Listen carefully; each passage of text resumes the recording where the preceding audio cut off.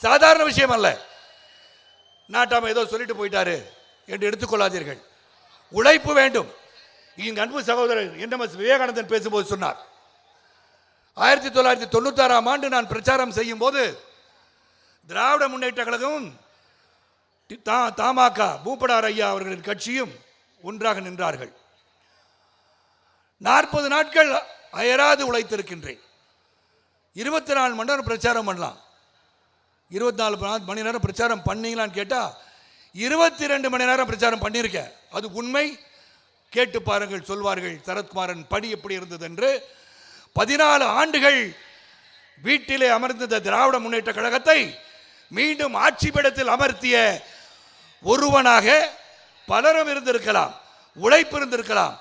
அன்றிருந்த புரட்சி தலைவை எதிர்த்து பிரச்சாரம் செய்து திராவிட முன்னேற்ற கழகத்தை ஆட்சியில் அமர்த்தினேன் என்று சொன்னால், அந்த மக்களின் ஆதரவை பெற்றேன் என்று சொன்னால், உழைப்பு இருந்தது, உண்மை இருந்தது, சொல்வதில் நியாயம் இருந்தது, தர்மம் இருந்தது, வாக்களித்தார்கள். அதை இன்று சொல்கிறேன். அதே நியாயம், தர்மம், உணர்வு, உறுதி என்னிடத்தில் இருக்கிறது. அதை கொண்டு பிரச்சாரம் செய்ய இருக்கிறோம். 214 தொகுதியிலும் ஒரு நல்லாட்சி அமைவதற்காக, ஏற்கனவே உள்துறை அமைச்சர் சொன்னது போல ஒரு கூட்டணி ஆட்சி அமைவதற்காக கடுமையான உழைப்பை தர நான் தயாராகிவிட்டேன். நீங்கள் தயாரா? நீங்கள் தயாரா? ஆக எதற்காக சொல்கிறேன் என்று சொன்னால், பல கூட்டணிகள் அமையலாம். நாம் இந்த பிரச்சாரத்தில் முன்வைக்க வேண்டியது என்னவென்று சொன்னால், உலகத்திலேயே இன்று இந்தியாவின் புகழை உயர்த்தியிருப்பவர் யார்? நல்லா சொல்லுங்க. மோடிஜி அவர்கள். நமது நாடு பொருளாதாரத்தில் 4வது இடத்தில் இருக்கிறது. அந்த பொருளாதாரத்தை 3வது இடத்தில் கொண்டு செல்வதற்கான முயற்சிகளை எடுத்துக் கொண்டிருக்கிறார். 23ஆம் தேதி ஸ்பேஸ் டே. நாம் இந்தியா விண்வெளியிலே நாமே நமக்கென்று ஒரு நிலையத்தை உருவாக்க போகிறோம் என்று சொன்னாரே தொலைநோக்கு சிந்தனையாளர். நீங்க அவர் செய்த நற்பணிகளை, சொன்ன திட்டங்களை, செயலாற்றியதை எடுத்துச் சென்று கடைகோடி மக்களிடம் செல்லுங்கள். அவரிடம் சொல்லுங்கள் என்னென்ன திட்டங்களை மோடிஜி அவர்கள் அறிவித்து செயல்படுத்தியிருக்கிறார்கள் என்று. அனைவருக்கும் வீடு கட்டும் திட்டம். இன்னைக்கு காலைல பஞ்சமி அவர் இல்லத்துக்கு போனால் பிரதமர் வீடு கட்டும் திட்டத்தில் தான் வீடு கட்டியிருக்காங்க. முத்ரா கடன், இளைஞர்களுக்கு, தொழில் முனைவோருக்கு முத்ரா கடன். இஸ்லாமிய பெண்கள் திருமண நிதி உதவி திட்டம். தூத்துக்குடியில் புதிய விமான நிலையம் திறந்து வைத்தார்கள் அண்மையில். குலசேகரப்பட்ட ராக்கெட் தளம்.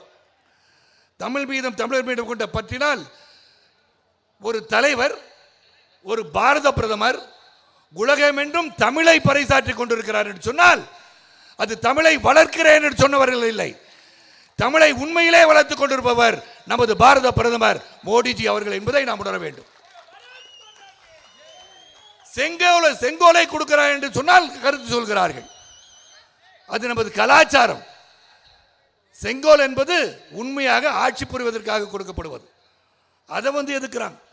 எதை பண்ணாலும் எதுக்கிறதுக்காக ஆட்சியாளர் இருக்கக்கூடாது. நல்லதை சொன்னால் அதை ஏற்றுக்கொள்ள தெரிய வேண்டும். இப்படி பல திட்டங்களை சொல்லிக்கொண்டே போகலாம். ஆக பொருளாதாரத்தில் 3வது இடத்தில் வருவதற்கு நாம் முனைந்து கொண்டிருக்கின்றோம். பாரத பிரதமரை பார்த்தால் அனைவருக்கும் ஒன்றை மட்டும் சொல்கிறேன், பத்திரிகை சகோதரர்களுக்கும் சகோதர சகோதரிகளுக்கும். உலக நாடுகள், அது ட்ரம்பாக இருக்கட்டும், ஐரோப்பிய நாடுகளாக இருக்கட்டும், இந்தியாவை உற்று நோக்கி கொண்டிருக்கிறார்கள். அவங்களுக்கு பயம். அந்த பயத்தினால தான் ட்ரம்ப் வரிகளை ஏற்றிக்கொண்டே போகிறார். அச்சுறுவப்போது அஞ்சப்போவதில்லை மோடிஜி அவர்கள். எதிர்கொள்வதற்காக we call it the human resource, மனித வளம் கொண்ட நாடு இந்தியா. 2025 பயணித்துக் கொண்டிருக்கின்றோம். ஏற்கனவே அப்துல் கலாம்ஜி சொன்னது போல 2025 அதிகமான இளைஞர்களுள்ள நாடு இந்தியா என்று கருத்து கணிப்பு சொல்லும் போது, அந்த இளைஞர்கள் கொண்ட ஒரு நாடுதான் நமது பாரத தேசம். அந்த இளைஞர்களை சரியான முறையிலே வழிநடத்துகிறோம் என்று சொன்னால் நாம் மிகப்பெரிய வல்லரசு ஆகிவிடும் என்ற அச்சம்தான் அமெரிக்காவிலும் சரி ஐரோப்பிய நாடுகளை பார்த்து அஞ்சிக் கொண்டிருக்கிறார்கள். ஆகவே நாம் சிறப்பாக இந்த மனித வளத்தை சீரான பாதையிலே வழியெடுத்து சென்றோம் என்று சொன்னால் நிச்சயமாக நமது தேசம் ஒரு நாள் பொருளாதாரத்தில் முதன்மை இடத்தை பிடிக்கும் என்பதில் எந்த ஒரு அச்சமும் இல்லை. ஆக அப்படிப்பட்ட ஒரு உன்னதமான தலைவர் 3 முறை முதலமைச்சராக, குஜராத் மாநிலத்தின் முதலமைச்சர். எனக்கு ஒரு பெருமை இருக்கிறது. 3வது முறை அவர் முதலமைச்சராக இருக்கும்போது ஒரு பத்திரிகையாளராக அவரை பேட்டி கண்ட பெருமை எனக்கு உண்டு. மீடியா வாய்ஸ் என்ற பத்திரிகையின் சீஃப் எடிட்டராக இருக்கும்போது எனக்கு அப்பாயின்மெண்ட் கொடுத்திருந்தாரு. போய் பார்த்தேன். 1 மணி நேரம் அமர்ந்து குஜராத்தை எப்படி வளர்த்து கொண்டிருக்கிறார், மக்களுக்காக எப்படி சேவை செய்து கொண்டிருக்கிறார் என்பதையெல்லாம் நான் அவர் கேட்டறிந்தேன். அந்த பெருமை எனக்கு உண்டு. அவர் ஒன்று சொன்னார், ரயில் பெட்டிகள் தயாரிக்கின்ற ஒரு தொழிற்சாலை உருவாக்க வேண்டும் என்று எங்களை நாடினார்கள், என்னை வந்து பார்த்தார்கள். நான் அதில் வந்து தயாரிக்கலாமே, நல்ல விஷயம் தானே என்று சொன்னேன். அதன் பிறகு அவர்களை நான் பார்க்கவில்லை. 1 வருடம் கழித்து மீண்டும் என்னை சந்திக்க வந்திருக்கிறார் என்று சொன்னார்கள். எதற்காக, என்ன பிரச்சனை என்று கேட்டேன். பிரச்சனை ஒன்றுமில்லை, சுகமாக முடிந்து தொழிற்சாலை இயங்கி ரயில் பெட்டி தயாராகிவிட்டது, நீங்கள் முதல் ரயில் பெட்டியை கொடுக்க நீங்கள் வர வேண்டும் என்று சொன்னார்கள் என்று சொன்னார். தட் இஸ் டெவலப்மெண்ட், நான் கரப்ட் டெவலப்மெண்ட், டிரான்ஸ்பேரண்ட் கவர்னன்ஸ். அவரால் ஒரு ஆட்சியை சிறந்த முறையிலே நடத்த முடியும் என்பதற்கு ஒரு சாதாரண எடுத்துக்காட்டு தான் அது. அப்படிப்பட்ட ஒரு தலைவரை அண்மையில் கத்துக்குட்டியான ஒருவர் மிஸ்டர் பிரைம் மினிஸ்டர் என்று அழைக்கிறார். மிஸ்டர் பிரைம் மினிஸ்டர் என்று அழைப்பதில் ஒன்றும் தவறில்லை. நீங்கள் கொடைநாட்டிலே தெருவிலே நின்று கொண்டிருக்கும் போது மிஸ் ஜெயலலிதா ஜெயராம் என்று சொல்லியிருப்பீங்களா? என்ன தவறுன்னு கேட்குறீங்க? இன்னைக்கு சொல்லி பாருங்க. புரட்சித்திரை அம்மாவை பார்த்து அவர்களை பற்றி நீங்கள் சுட்டிக்காட்ட வேண்டும் என்று சொன்னால் மிஸ் ஜெயலலிதா ஜெயராம் என்று சொல்லி பாருங்கள். சொல்லி பாருங்களேன். சிங்கம் வேட்டைக்கு மட்டும் போமா, வந்து தூங்கிடுமா? சிங்கம் வேட்டைக்கு போவானா? வேட்டைக்கு மட்டும் தான் சிங்கம் வீட்டை விட்டு வெளியே வருமா, மற்ற நேரத்தில் சாப்பிட்டு போய் தூங்கிடுமா? அந்த மாதிரி சிங்கமாக இருக்கக்கூடாது. சிங்கம்னா வந்து சிங்கமாக இருக்கணும், தூங்குகின்ற சிங்கமாக இருக்கக்கூடாது. இது எதுக்காக சொல்றேன்னா, தன்மையற்று பேசியதால் அவரை பற்றி நான் பேசுகிறேன், இல்லைன்னா அவரை பற்றி நான் பேச மாட்டேன். அங்கே வந்து நமது முதலமைச்சர் அவர்களை அவரையும் தாய் மாமன் அப்படின்றார். அவர் வந்து மாமா அங்கிள் கூப்பிடுவான்றார். நீ என்ன கூப்பிடுங்க, அங்கிள் கூப்பிடுங்க, தாத்தான்னு கூப்பிடுங்க, என்ன வேணா கூட கவலைப்படல. ஆனால் தரம் என்று ஒன்று இருக்கிறது. You cannot call the honorable prime minister by his name. You cannot call the chief minister of our state by his name. You cannot ridicule them because they elected people. மக்களால் தேர்ந்தெடுக்கப்பட்டவர்கள். நீங்க அந்த மனிதனுக்கு மரியாதை கொடுக்கிறீர்களோ இல்லையோ, அந்த பதவிக்கு மரியாதை கொடுத்தாக வேண்டும். அந்த தரத்தை கற்றுக்கொள்ளுங்கள் விஜய் அவர்களே. நீங்க கமெண்ட்ஸ் போடுங்க. நீங்க சூப்பர் ஸ்டார் சொன்னீங்க அப்படின்னும் போது பாராட்டினீங்க, அதே சமயத்தில் நல்ல கருத்தை சொல்லும் போது ஏன் ஏற்றுக்கொள்ள மாட்டேன் என்கிறீர்கள். நீங்க தைரியம் தான் என்கிட்ட வந்து பேசி பாருங்க. என் மனைவியும் மக்களையும் பற்றி கமெண்ட் போடுறதுனால நீங்க ஒன்றும் சாதிக்க போறது இல்லை. இதையெல்லாம் கண்டு பயந்தவன் நான் அல்ல. ஏற்கனவே ஒருத்தர் ட்வீட் போட்டிருந்தீங்க லாங் பேக், உங்க தலையை எடுத்துருவோம் நாங்க. நான் சொன்னேன், ஐயா எடுக்கிறதா எடுத்துறீங்க, நம்பர் 2 கல்யாண நகர் கொட்டி வாங்க தான் வீடு, அங்கே வந்து எடுங்க. ஏன்னா ரோட்டில் எடுத்துறீங்க, தலை வேற துண்டா போய் கிடக்கும், வீட்டுக்கு வாங்க. என்ன இது சாதாரணவன் கிடையாது. நானும் பலரை சந்தித்து வந்தான். கல்லூரியில் படிச்சிருக்கேன், கல்லூரியில் ரவுடிசத்தை பார்த்துருக்கேன், எல்லாம் பார்த்துருக்கேன். ஆனால் தரம் இருக்க வேண்டும், நியாயம் இருக்க வேண்டும், தர்மம் இருக்க வேண்டும், உண்மை இருக்க வேண்டும். We are all popular people. When we speak, we should speak the truth. நீட்டை பற்றி சொல்கிறீர்கள், நீட் வேண்டான்றீங்க. ஏன் வேண்டாம்? கொஞ்சம் விவரமா சொல்லுங்க. நீட்டால் பயனாளிகள் இல்லையா? நீட்டை கொண்டு வந்தது யார்? திராவிட முன்னேற்ற கழகம் தெரியாதா நீட்டை கொண்டு வரும்போது? ஆனால் ஒன்றை மட்டும் தெரிந்து கொள்ளுங்கள், தகுதி இருப்பவர்கள் பதவிக்கு வர வேண்டும், தகுதி உள்ளவர்கள் அந்த பணிக்கு செல்ல வேண்டும். இங்கு காவல்துறை நண்பர்கள்லாம் பார்க்குறேன், அவங்க பிசிக்கல் டெஸ்ட் இல்லாமல், அவங்க எந்த ஒரு பரீட்சையும் இல்லாமல் நீங்கள் காவல் அதிகாரி அமர்த்தி விட முடியுமா? அமர்த்தலாமா? பணி சிறப்பாக இருக்குமா? ஐஏஎஸ் படித்தவர் வந்து படித்து முடிச்சுட்டு அட்மினிஸ்ட்ரேஷனை கற்றுக்கிட்டு வந்து உட்கார வந்து ஐஏஎஸ் ஆக முடியும். இல்லை அவர் பாஸ் ஆக்கி விட்டுருங்க அப்படின்னு சொல்ல முடியுமா? பரீட்சை எழுத வேண்டாம்னு சொல்ல முடியுமா? அதே மாதிரி தாங்க நீட்டு. ஒரு உயிரை பாதுகாக்க செல்பவரை, உயிர் காக்கின்ற ஒரு மருத்துவரை, அந்த மருத்துவர் அவருக்கு தகுதி இருக்கிறதா இல்லையா என்று பரீட்சை எழுதுகிற சொல்லியிருக்கிறார்கள். 6 லட்சத்தில் துவங்கி இன்று 22 லட்சத்துக்கு மேல் கேபிடேஷன் ஃபீ இல்லாம எம்பிபிஎஸ் சாதாரண குக்கிராமத்தில் இருப்பவர்கள் பரீட்சை எழுதி பாஸ் பண்ணா ஃப்ரீயா போய் எம்பிபிஎஸ் பயிரலாம் என்பதை வேண்டாம் என்று எதற்காக சொல்கிறீர்கள்? சொல்லுங்க. Why do you want to stop NEET? சொல்லுங்க எனக்கு. யாரா இருந்தாலும் சரி, அது திராவிட முன்னேற்ற கழகமாக இருக்கட்டும், வேறு யாராக இருக்கட்டும், அது தேவை தேவை தேவை. தகுதி இருப்பவர்கள் தான் அந்தந்த பணிக்கு செல்ல முடியும். வேலை தெரிஞ்சுதான் மெக்கானிக்காக இருக்க முடியும். ட்ரெயின் ஓட்ட தெரிஞ்சுதான் ட்ரெயின் ஓட்டணும். பஸ் ஓட்டணும் போய் ட்ரெயின் ஓட்ட சொல்லக்கூடாது. இல்லைங்க பாவங்க ஓட்டுட்டோம் அதுக்கெல்லாம் பரிச்சை வைக்கக்கூடாதுன்னு சொல்லக்கூடாது. இன்னொன்று சொல்லியிருக்கார், எதை கேட்டாலும் ஃபாசிசம் அரசு fascism அரசுன்றார். I don't know whether my dear friend Vijay knows the meaning of fascism. Benito Mussolini, Hitler இவங்கெல்லாம் கடைபிடித்தது ஃபாசிசம். அது படிச்சிருப்பார் நினைக்கிறது, தெரியல, இது பேசுகிறார் அவர். அது துன்புறுத்துபவர்கள், இனப்படுகொலை செய்பவர்கள், பிறரை துன்புறுத்தி வாழ இயலாமல் செய்பவர்கள் தான் ஃபாசிஸ்ட். Strong rightist, வலதுசாரிகள். ஆனால் அப்படிப்பட்ட ஆட்சியாக நடந்து கொண்டிருக்கிறது. உண்மையை பேசுங்க. இங்க துன்புறுத்திட்டு இருக்காங்களா? அப்புறம் சொல்றார் இஸ்லாமியருக்கு எதிரியாக இருப்பவர் மோடின்றாங்க. அப்ப காஷ்மீர்ல 25 தொகுதி ஜெயிச்சாங்களா ஐயா? அங்க இருக்கிற காஷ்மீர் பெண் முத்தலாக்கை நீக்கி இஸ்லாமிய சகோதரிகளுக்கு வாழ்வை கொடுத்தாரு. அங்க இன்னைக்கு ரக்ஷா பந்தன் அன்னைக்கு மோடிஜி அவர்களுக்கு ராக்கி கட்ட வேண்டும் என்று இஸ்லாமிய சகோதரிகள் துடித்தார்களே.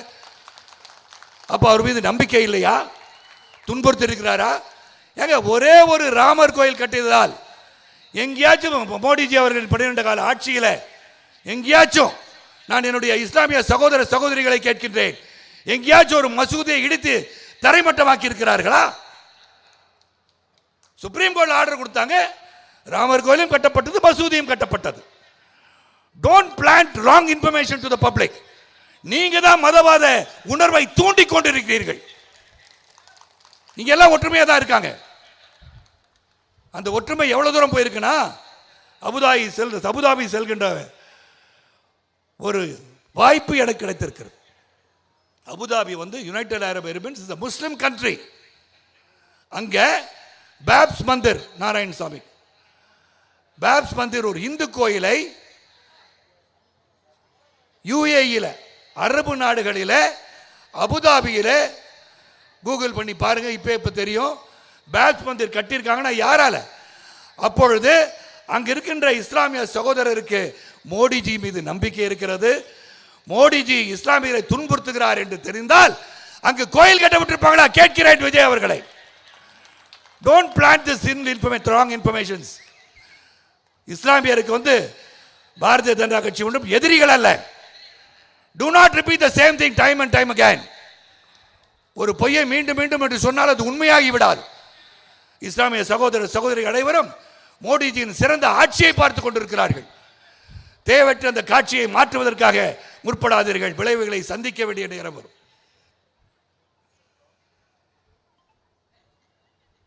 ஆகவே அவரிடம் சொல்லிக்கொள்றேன், அதுக்கப்பட்ட இல்லை. 832 மீனவர்கள், 832 36 தெரியல, மீனவர்கள் பாதிக்கப்பட்டிருக்கிறான்னு சொல்றார்.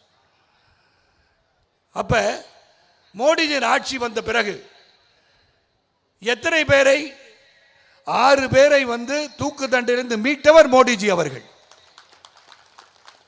அங்கு கைது செய்யப்பட்டவரை உடனடியாக விடுவிக்க சொல்வது மோடிஜி அவர்கள். ஒரு மீனவ சகோதரர் கூட மரணம் அடையவில்லை இந்த 12 கால ஆட்சியில. Do you have data with you, Vijay? Do you have it? ஒரு உன்னத தலைவரை இழிவுபடுத்தாதே. அதுக்கப்புறம் சொல்றார் கச்சத்தீவை மீட்டு தாருங்கன்றாரு. ஐயா, கச்சத்தீவை தாரவாத்தது யாரியா? 1974 ஆண்டு இந்திரா காந்தி அம்மையார் அவர்கள் பண்டாரநாயக்க அம்மாவோட ஒரு ஒப்பந்தம் போடுறாங்க. அந்த ஒப்பந்தம் போட்டதுக்கு காரணம் அன்று திராவிட முன்னேற்ற கழக ஆட்சி, கலைஞர் ஆட்சி. கலைஞர் குரல் கொடுத்திருந்தால் இது நடக்கக்கூடாது, இது ஒருபடி மண்ணை நாங்கள் கொடுக்க தயாரில்லை என்று சொல்லியிருந்தால் அன்று கச்சத்தீவு தாரை வார்த்து கொடுத்திருக்க மாட்டார்கள். ஆனால் ஒருவர் அது கொடுக்கக்கூடாது என்று குரல் கொடுத்தவர் யார் என்று உங்களுக்கு தெரியுமா? அடல் பிஹாரி வாஜ்பாய் பாராளுமன்றத்தை சொன்னார், இது கொடுக்கப்படக்கூடாது என்று சொன்னார். Do you know this information, Vijay? Do you know this information? வாஜ்பாய்ஜி அவர்கள் அதை தடுக்க முயன்றார்கள். கலைஞர் அவர்கள் கொடுக்க முயன்று கொடுத்து விட்டார்கள். ஸோ நீங்கள் என்ன பண்ணணும், மோடிஜி அவர்களே, நீங்கள் திராவிட முன்னேற்ற கழகமும் காங்கிரஸும் சேர்ந்து இந்த மண்ணை தாரை வார்த்து கொடுத்து விட்டார்கள். நீங்கள் உங்களுடைய அதிகாரத்தை வைத்து அதை பெற்றுத்தர முயற்சி பண்ணுங்கன்னு கேட்டு பார்த்துருக்கலாம். அதை இவர்கள் செய்யவில்லை என்று நினைத்து விடாதீர்கள். அதற்கான முயற்சியை மோடிஜி அவர்கள் எடுத்துக்கொண்டு தான் இருப்பார்கள். ஆக எதையும் தப்பாக சொல்லிடாதீங்க. தாரை வார்த்து கொடுத்ததை பற்றி சட்டமன்றத்தில் பல முறை பேசியிருக்கின்றேன். ஆக தவறான செய்திகளை பரப்பிக் கொண்டிருக்கிறார். அது எதுக்காக சொல்றேன்னா, இது போன்று பலரும் தவறான செய்திகளை பரப்ப முயலும் போது வேதனையாக இருக்கிறது. ஆக இதையெல்லாம் உணர்ந்து திராவிட முன்னேற்ற கழகத்தின் ஆட்சியில் இன்று நீங்கள் பார்க்குறீங்க, பல இடங்களில் ஆணவ கொலைகள் நடக்கிறது, திடீர்னு கொலை சம்பவங்கள் நடக்கிறது. இதெல்லாம் வேடிக்கை பார்க்கின்ற ஒரு சூழல் உருவாகிவிட்டது. நான் காவல்துறையை குறை கூறவில்லை. ஆனால் ஒன்றை மட்டும் சொல்கிறேன், போதைக்கு அடிமையாகின்ற இளைஞர்கள் அதிகமாகிவிட்டனர் தமிழகத்தில் என்பதை உணர வேண்டும். அது போதையின் கொடுமைதான், போதையின் வெளிப்பாடுதான், போதைப் பொருளின் வெளிப்பாடுதான் இளைஞர்களை தூண்டுகிறது, மக்களை தூண்டுகிறது. ஆகியவை ஒடுக்க முயற்சி செய்யுங்கள் அன்பு சகோதரர்களை. ஆக 2026 தேர்தல், நாம் சந்திக்க இருக்கிற தேர்தல் ஒரு சாதாரண தேர்தல் அல்ல, எளிதான தேர்தல் அல்ல. நம்ம போயெல்லாம் ஜெயிச்சலாம் நினைக்கக்கூடாது. ஆனால் உறுதியாக நாம் செயல்பட வேண்டிய ஒரு சூழல் இருக்கிறது. ஆக என்னை பொறுத்தவரை நாம் எப்படி நடந்து கொள்ள வேண்டும், தன்மையோடு நடந்து கொள்ள வேண்டும், வாக்குகளை எப்படி சேகரிக்க வேண்டும், அதை எவ்வாறு சேகரித்து ஆட்சி பீடத்தில் உள்துறை அமைச்சரும் எடப்பாடி பழனிசாமி அவர்களும் சேர்ந்து ஒரு கூட்டணி அமைத்திருக்கிறார்கள். அந்த கூட்டணி எப்படி வெற்றி பெற வேண்டும் என்பதற்கு நீங்கள் உழைத்திட வேண்டும்.